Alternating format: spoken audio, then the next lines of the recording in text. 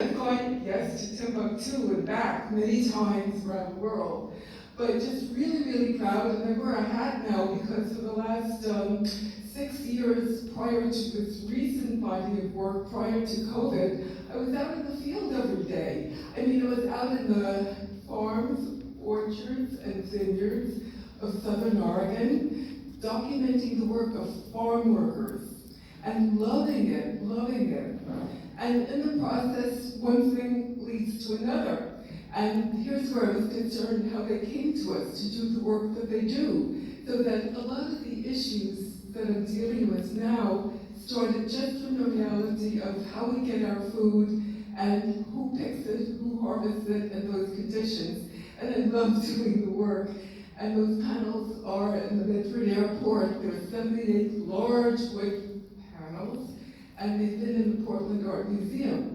But now there's a family here because those wood panels were like 6 feet tall, some of them, and they were 3/4-inch plywood, and I couldn't quite maneuver it. So Barney Johnson and his family are right here, his mom and sister. They were my neighbors. And Barney did a lot of the routing work and the cutting and shaping work. Do you know what happened? They moved. So then a lot of other things happened for all of us. And that's what my current exhibit is about. It's about all of us and what we've all experienced. And that is the COVID that we all have shared. So there's a body of work about that. And then we're still experiencing the terrible wildfires, the terrible issues of climate change. And then what happens is the social justice issues.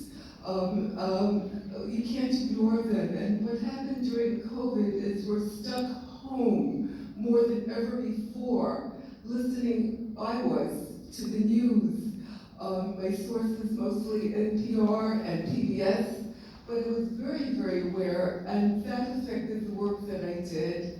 And then the trip to the border before all this. But I'm rambling now, and also just to give you the fact that in the exhibit, there were these different groupings of work, from the fire, fury, and resilience that we experienced in Ashland, Oregon, and our neighboring towns of Talent and Phoenix, and saw what it's like, a war zone, when 2,500 people lose their homes, lose their livelihood. It was horrible. And still the aftermath is a struggle for so many people. So the work that you're seeing, covers or touches upon some of these issues. But before I delve into that, I want to thank a lot of people. There's some wonderful people here. There's Mark Tollenon, who I called and was hoping he would give me an exhibit here. I had never met Mark before. So just to thank him for making this all possible. And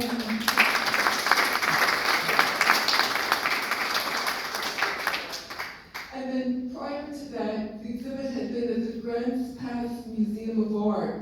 And they did a wonderful job in promoting the funds to create a catalog.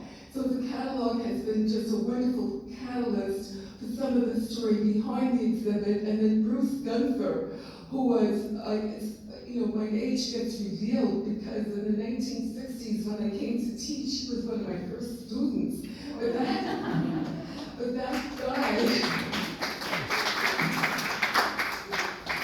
guy has gone on to have an incredible career in three of the museums. One is the Seattle Museum in Pullman, I think it is, Bruce, where you were the curator of art there, the museum there, I think it's the Jordan Schnitzer Museum at this time, at the University of Washington in Pullman, and then I know he was working at a museum in Chicago, and then more recent years at the Portland Art Museum, where I did have a show of my farm workers and so on. And then in more recent times, I was so lucky to have this wonderful person, Eric Slade, who creates many of the films about artists for Oregon Art Beat, do a little film on me, which we have here. It's a 10-minute film, but it's a gem. And the reason why I thought it would be appropriate is because it's a predecessor of the work that you're seeing. You'll see how I'm doing it in my studio. I've just come back from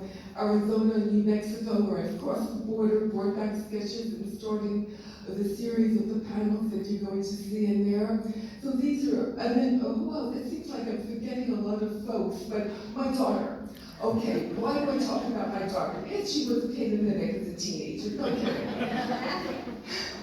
But the main thing is that she has beliefs and she fights for them. And they're not just for her, but for the people in her community and the people of our larger world. We're all aware of climate change. We're all aware of water. We're all aware of the pressure that big corporations put upon us to get their way with our resources, destroying very often the environment that we need, all of us need to survive, including my turtles, my infamous turtles now. But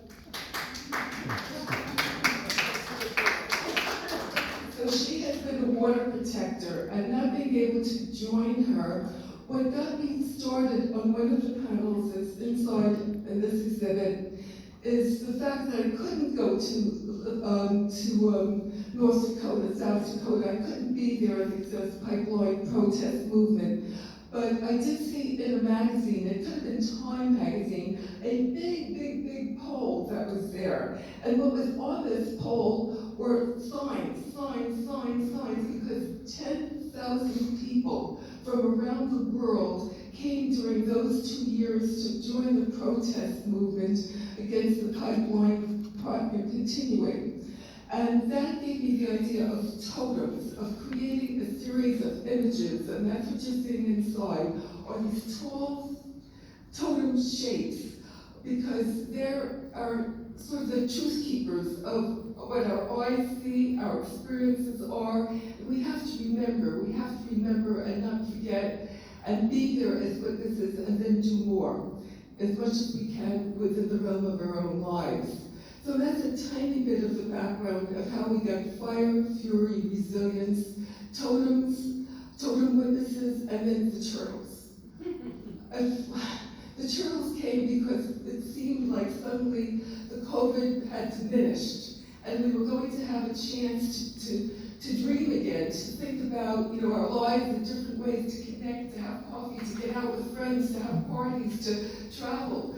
So the first turtle I did was a dreamer, just to dream, just to open up our minds, our lives could open up again. And then it went from to dreamer, to resilience, to love, to a whole series. And then, visiting Winona on the reservation, I had to do a turtle water protector. There was no way not to.